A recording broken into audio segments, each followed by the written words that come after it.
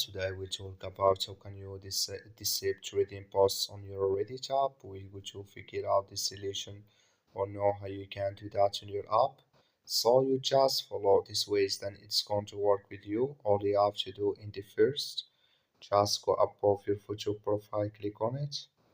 Then it's going to show for you a list like this here. You go down here, click on settings.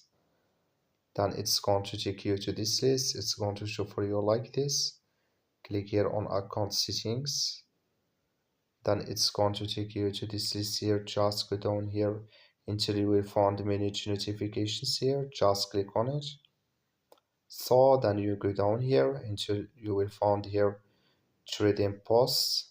Just click on it. So then you go down, click here on all off. Then here trading post notifications disable with us now. That's all. Thank you for watching. Don't forget to support us by like and subscribe.